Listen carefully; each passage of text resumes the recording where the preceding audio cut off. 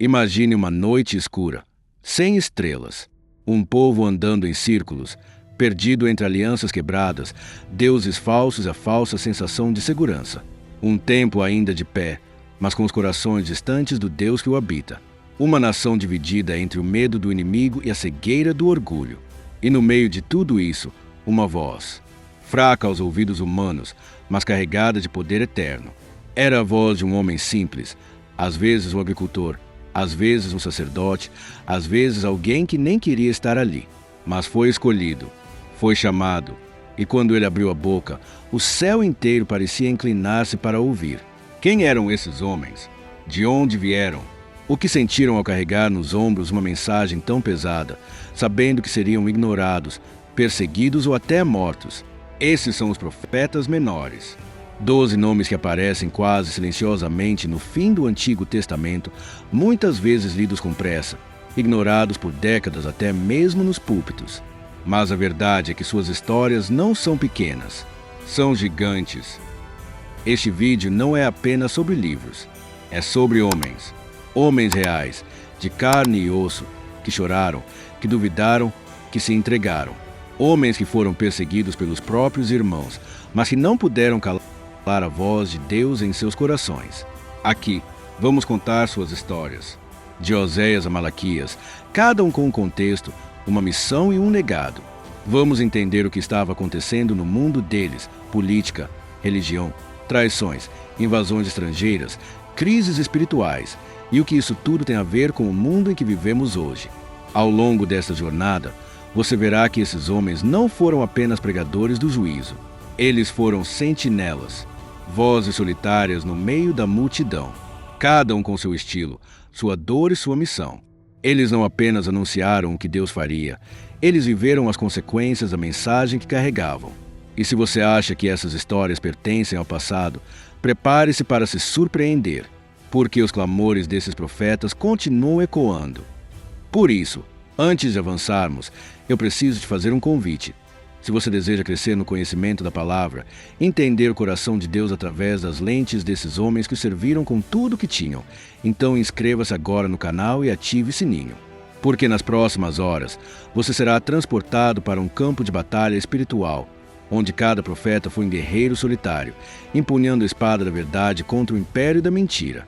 E se, nesse momento, você sente desejo de mergulhar ainda mais fundo nesse universo, de entender as raízes da fé que você carrega, clique no link que está na descrição.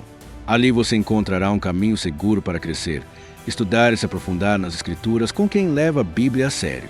Porque este vídeo é apenas o começo. Antes de conhecermos os homens por trás das profecias, precisamos entender o chão em que eles pisavam, e ele estava longe de ser firme. Era um solo rachado, instável, marcado por guerras, opressões e um povo que havia esquecido seu pacto com o Deus que os tirou do Egito. Quando falamos dos profetas menores, falamos de vozes que se levantaram em meio ao caos, reinos divididos, alianças impuras, idolatria institucionalizada e ameaças constantes de impérios estrangeiros. Esse contexto histórico geopolítico não é pano de fundo, é o palco onde a voz profética precisa gritar mais alto do que o barulho do pecado e do poder humano. Para compreender a força das palavras desses homens, precisamos mergulhar nas feridas do tempo em que viveram. Tudo começa com a divisão do reino após a morte de Salomão. O esplendor do reino unido de Davi e Salomão se partiu em dois. Ao norte, Israel com suas 10 tribos, capital em Samaria. Ao sul, Judá com as tribos de Judá e Benjamim, tendo Jerusalém como centro espiritual e político. Essa divisão não foi apenas territorial, foi espiritual. Jeroboão, o primeiro rei do norte, imediatamente instituiu cultos falsos para impedir que o povo fosse a Jerusalém adorar. Ergueu bezerro de ouro em Betel e Dan, imitando o Egito, e declarou: Eis aqui teus deuses, ó Israel, como está registrado em 1º livro dos Reis, capítulo 12, versículo 28. A partir dali, a idolatria deixou de ser apenas um desvio e se tornou política de Estado. Enquanto isso, o reino do sul oscilava entre reis justos e reis ímpios. Judá ainda mantinha o templo e a linhagem davídica, mas também foi contaminado pelas práticas cananeias, alianças com nações pagãs e injustiças internas. A corrupção do culto, a exploração dos pobres, o derramamento de sangue inocente e a falsidade dos sacerdotes criavam uma atmosfera espiritual densa. Foi nesse ambiente que os profetas foram enviados, não como conselheiros de reis, mas como trombetas de alerta, muitas vezes ignoradas. Eles surgiram durante momentos críticos: fome, guerras, invasões iminentes. Amós, por exemplo, profetizou durante um tempo de aparente prosperidade econômica, mas de decadência moral extrema. Miqueias denunciou os líderes que edificavam Sião com sangue, conforme profetizado em Miqueias, capítulo 3, versículo 10. E havia ainda ameaça crescente dos impérios. Primeiro, a Assíria, brutal, expansionista, implacável, que invadiria e destruiria o reino do norte em 722 a.C., como predito por Oséias e Amós. Depois, a Babilônia, que mais tarde destruiria Judá e Jerusalém em 508 a.C. Esses impérios não eram apenas forças políticas, representavam julgamentos divinos, instrumentos que Deus usaria para disciplinar seu povo.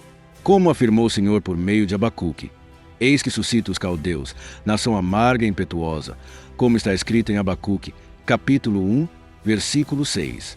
Os profetas compreendiam que, por trás das movimentações militares e geopolíticas, havia uma mão soberana conduzindo a história com justiça. Mas o maior problema não estava nos exércitos estrangeiros. Estava dentro das fronteiras de Israel e Judá. O povo havia se acostumado à religiosidade vazia. Cultuavam no sábado e exploravam no domingo. Levavam sacrifícios ao altar, mas escondiam ídolos nos quartos. Diziam confiar em Deus, mas buscavam proteção em alianças com o Egito e a Síria. Os profetas denunciaram isso com veemência.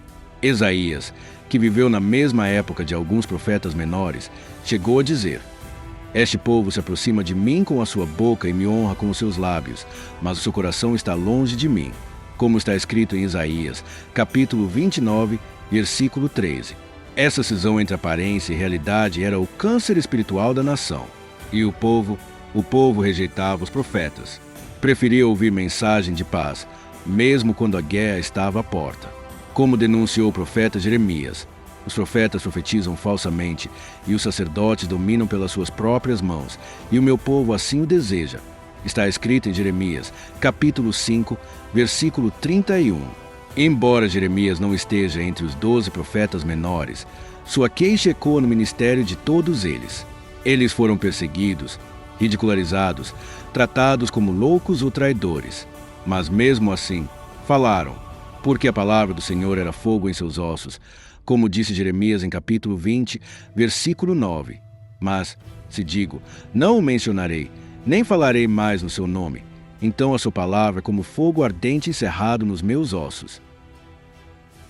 Esse era o mundo dos profetas menores. Um mundo onde a verdade era sufocada pela conveniência, onde a justiça era comprada e onde o nome de Deus era usado, mas não orado. Um mundo muito parecido com o nosso. É por isso que as mensagens desses homens ainda têm tanto a dizer. Eles viveram em tempos em que tudo parecia perdido, mas ainda criam na restauração. Eles confrontaram reis e multidões, não para agradar, mas para obedecer. E Deus os usou poderosamente, não porque eram fortes, mas porque eram fiéis. Agora que você entende o cenário em que cada um desses profetas surgiu, está pronto para conhecer as suas histórias, uma a uma. E a próxima é a de Oséias, o homem que casou com uma mulher infiel para representar o amor incondicional de Deus por um povo que sempre o traía. Imagine receber um chamado de Deus para ser profeta, mas antes mesmo de abrir a boca, ser enviado para viver uma história que partiria seu coração. Esse foi Oséias. Ele não apenas pregou o que Deus mandou, ele encarnou a mensagem. Sua vida virou profecia. O Senhor o chamou para casar-se com uma mulher infiel. Isso mesmo. Não uma mulher que seria infiel, mas uma que já era, uma prostituta. E isso não foi punição, foi missão. Está escrito no livro de Oséias, capítulo 1, versículo 2. Vai, toma uma mulher de prostituições e filho de prostituições, porque a terra se prostituiu, desviando-se do Senhor. A vida conjugal de Oséias se tornou um espelho da relação entre Deus e Israel. E assim começa uma das histórias mais dolorosas e ao mesmo tempo mais sublimes da Bíblia. Oséias viveu no reino do norte, Israel, por volta do século VIII a.C., durante o reinado de Jeroboão II. Foi um período de aparente estabilidade política e prosperidade econômica.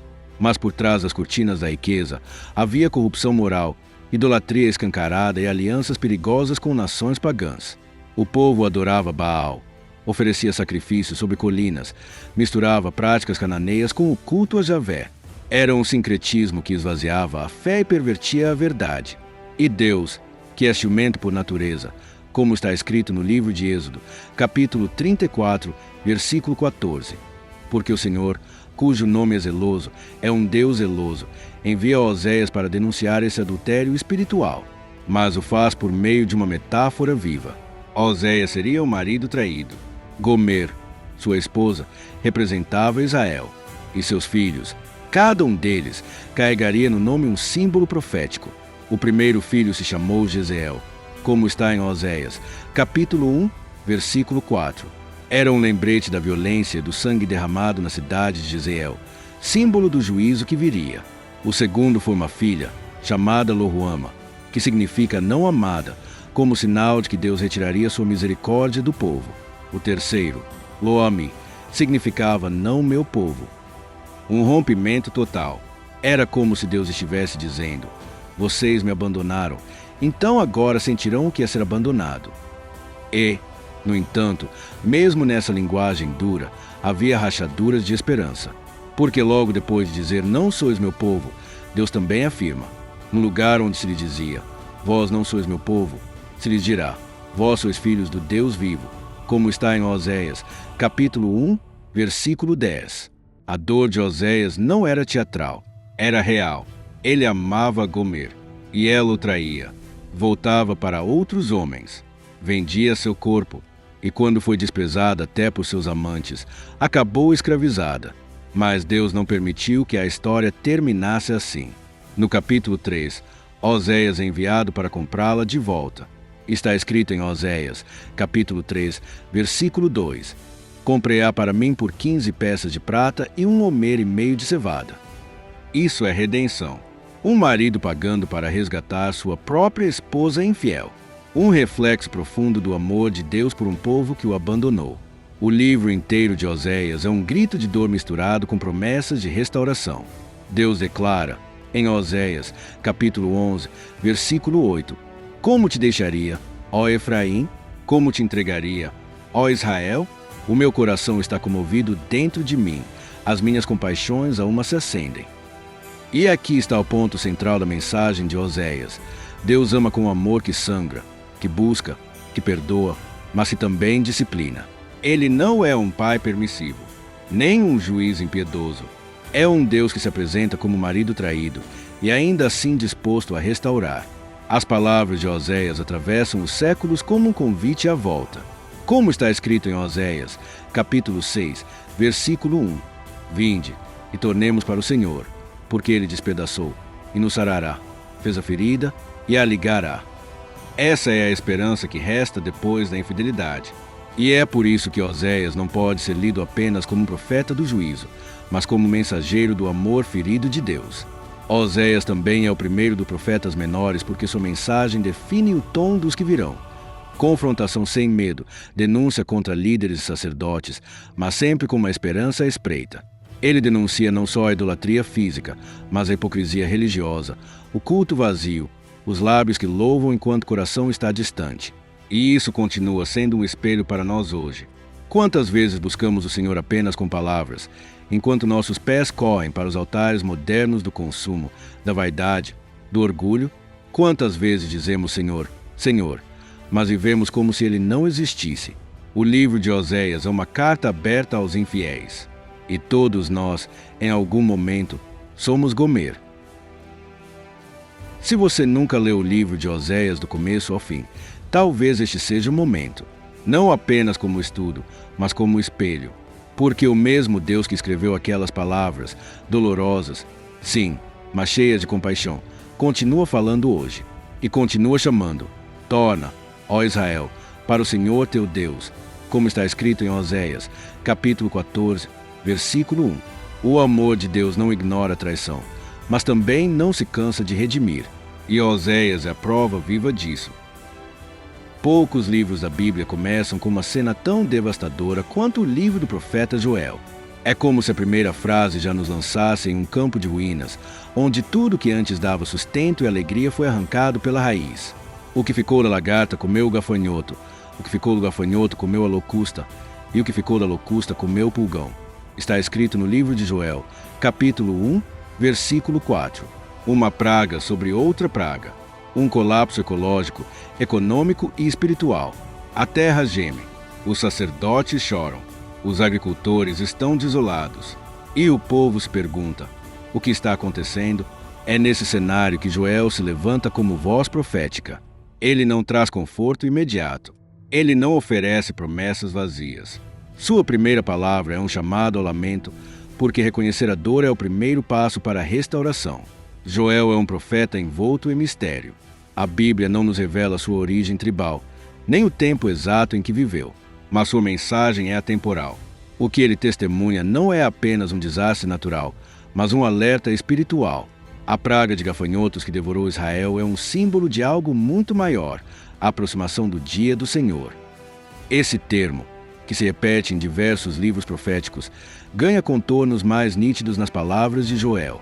Ele escreve, no capítulo 2, versículo 1, Tocai a trombeta em Sião, e clamai em alta voz no monte da minha santidade. Perturbem-se todos os moradores da terra, porque o dia do Senhor vem, já está perto. É um dia de trevas, de juízo, de confronto com a santidade divina. Mas também é um dia de oportunidade, porque quando tudo é destruído, pode-se começar de novo. A estrutura do livro de Joel alterna entre destruição e restauração, entre juízo e graça. Ele descreve o avanço dos gafanhotos como se fosse um exército divino, organizado, imparável. As imagens são apocalípticas. Diante deles treme a terra, abalam-se os céus, o sol e a lua se escurecem, e as estrelas retiram seu resplendor, como está em Joel, capítulo 2, versículo 10. Mas o clímax não está na destruição, está na chance de retorno. O coração da mensagem de Joel pulsa forte no versículo 12 do capítulo 2. Ainda assim, agora mesmo, diz o Senhor, convertei-vos a mim de todo o vosso coração, e isso com jejuns, com choro e com pranto. Esse ainda assim muda tudo. Ele nos lembra que a misericórdia de Deus nunca é tarde demais. Mesmo depois das pragas, das perdas, da dor, ainda há esperança. E essa esperança é concretizada numa das maiores promessas da história bíblica, a promessa do derramamento do Espírito. Joel escreve, no capítulo 2, versículos 28 e 29. E há de ser que, depois derramarei meu espírito sobre toda a carne, e vossos filhos e vossas filhas profetizarão. Os vossos velhos terão sonhos, os vossos jovens terão visões. E também sobre os servos e sobre as servas, naqueles dias, derramarei o meu espírito. Esta promessa ecoou séculos depois, no dia de Pentecostes, quando Pedro, em Atos dos Apóstolos, capítulo 2, versículo 17, declara: Isto é o que foi dito pelo profeta Joel. Ou seja, Joel não apenas falou ao seu tempo, mas atravessou os séculos com uma mensagem viva para toda a igreja. Joel também é o profeta que nos ensina sobre a importância do arrependimento coletivo. Ele convoca jejum, assembleia solene, clamor dos sacerdotes e do povo, porque a restauração não é individualista. Ela começa quando uma comunidade inteira se volta para Deus. No capítulo 2, versículo 13, ele declara: Rasgai o vosso coração, e não as vossas vestes, e convertei-vos ao Senhor, vosso Deus, porque Ele é misericordioso, compassivo, tardio em irar-se e grande em benignidade, e se arrepende do mal. Esse retrato de Deus, ao mesmo tempo justo e misericordioso, é o alicerce de toda profecia verdadeira. Deus não tem prazer na destruição, mas se a destruição for necessária para quebrar a dureza do coração, Ele permitirá, para que, depois, haja vida nova. Por fim, Joel fecha seu livro com uma visão gloriosa: restauração das colheitas, justiça sobre as nações, uma Jerusalém habitada em segurança e um povo que conhece verdadeiramente o seu Deus. Está escrito no capítulo 3, versículo 17: E vós sabereis que eu sou o Senhor, vosso Deus, que habito em Sião, o monte da minha santidade, e Jerusalém será santa, e estranhos não passarão mais por ela. Do desespero à glória, do pó ao espírito. Joel é o profeta que transforma a praga em promessa, e sua mensagem continua a nos alcançar hoje. Porque todos nós, em algum momento, somos visitados por gafanhotos, perdas, falhas, colapsos pessoais. Mas a voz de Joel continua dizendo: ainda assim, agora mesmo, há sempre um caminho de volta. Rugiu o leão, quem não temerá? Falou o Senhor Deus, quem não profetizará? Assim está escrito no livro de Amós, capítulo 3, versículo 8. Esse versículo resume não apenas a mensagem, mas o próprio espírito do profeta Amós. Ele não era sacerdote, não era profeta profissional, não era membro de uma escola de escribas, nem vivia na corte de reis. Era boieiro, um lavrador do sul, da cidade de Tecoa, na região de Judá. Alguém sem fama, sem títulos, sem conexões, mas alguém que ouvia o rugido de Deus e não podia se calar. Amós é o homem comum que se tornou porta-voz do Altíssimo, não porque se ofereceu, mas porque foi tomado por uma convicção maior do que ele mesmo. Sua missão: denunciar a corrupção e a injustiça social em um reino que parecia forte por fora, mas apodrecia por dentro. Amós foi enviado ao reino do norte, Israel, numa época de aparente prosperidade, durante o reinado de Jeroboão II. A economia ia bem. Havia palácios luxuosos, comércios ativos, cultos religiosos abundantes. Mas essa aparência escondia um sistema opressor, onde os ricos exploravam os pobres, os juízes eram comprados com subornos e os sacerdotes faziam vista grossa para o pecado ou abençoavam em troca de benefícios. Amós, então, começa sua profecia de forma estratégica, denuncia as nações vizinhas de Israel por seus pecados: Síria, Gaza, Edom, Amon, Moabe. O povo ouvia e aplaudia. Mas então ele se volta para Judá e por fim para Israel. E o tom muda. Ele diz, em Amós, capítulo 2, versículo 6, assim diz o Senhor: por 3 transgressões de Israel, e por 4, não retirarei o castigo, porque vendem o justo por dinheiro e o necessitado por um par de sandálias. Amós vai direto ao ponto. Não está preocupado em agradar.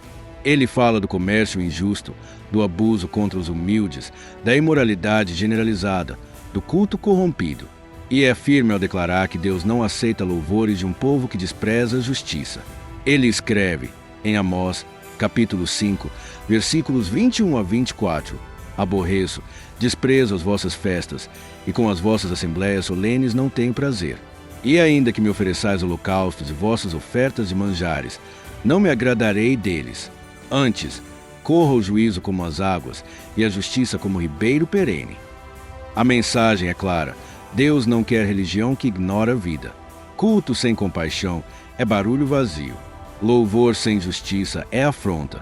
O mais impressionante em Amós é que ele não está falando com pagãos, mas com um povo que ainda usava o nome de Deus. Eles iam ao templo, ofereciam sacrifícios, cantavam hinos, mas exploravam os trabalhadores, reprimiam os pobres, abusavam das mulheres. A justiça havia sido vendida, a verdade silenciada. E nesse contexto, Amós é um terremoto espiritual. Ele não suaviza, não recua. E mesmo quando é confrontado por Amazias, sacerdote de Betel, e ordenado voltar para Judá, Amós responde com firmeza. Está escrito em Amós, capítulo 7, versículo 14. Eu não sou profeta, nem discípulo de profeta, mas boieiro e cultivador de sicomoros. Mas o Senhor me tirou de após o gado, e o Senhor me disse: vai e profetiza ao meu povo Israel. Essa resposta revela sua coragem, mas também sua origem humilde. Ele fala porque foi enviado. Amós também é o profeta da denúncia internacional. Ele mostra que Deus não julga apenas Israel ou Judá, mas também as nações gentílicas. Ele mostra que Deus é Senhor sobre todos os povos. E, ao mesmo tempo, mostra que com grande privilégio vem grande responsabilidade. Israel havia recebido a lei, os profetas, a aliança. Mas isso não os isentava do juízo. Ao contrário, os tornava ainda mais responsáveis. Como está escrito em Amós, capítulo 3, versículo 2: de todas as famílias da terra, a vós somente conheci. Portanto, eu vos punirei por todas as vossas iniquidades. O chamado à santidade não era simbólico, era sério. E o juízo de Deus, inevitável, Mas Amós não termina sem esperança. No último capítulo, ele profetiza a restauração. Está escrito em Amós, capítulo 9, versículo 11. Naquele dia, levantarei o tabernáculo caído de Davi, e repararei as suas brechas, e tornarei a levantá-lo das suas ruínas, e o edificarei como nos dias da antiguidade. Há um vislumbre do Messias, da reconstrução espiritual, de um povo restaurado em aliança verdadeira. Amós é a lembrança de que a justiça não é acessório na vida espiritual, é parte do alicerce, e que Deus está mais interessado em como tratamos as pessoas do que em como embelezamos os nossos cultos. Qual desses profetas falou mais profundamente ao seu coração? Qual foi a mensagem que te despertou, te confrontou, te curou? Escreva nos comentários. Sua resposta pode fortalecer a fé de outros. E se este conteúdo edificou sua vida, inscreva-se no canal, ative as notificações e compartilhe este vídeo com alguém que precisa ouvir estas vozes esquecidas, porque elas continuam vivas, continuam urgentes e continuam apontando para o Cordeiro que tira o pecado do mundo. E se, nesse momento, você sente o desejo de se aprofundar ainda mais na palavra, de compreender a fundo o plano de Deus ao longo das Escrituras, não deixe de clicar no link que está na descrição. Ali você encontrará uma oportunidade transformadora para crescer em fé, conhecimento e serviço ao Senhor. Porque os profetas se calaram, mas a palavra permanece, e a última palavra ainda será dele.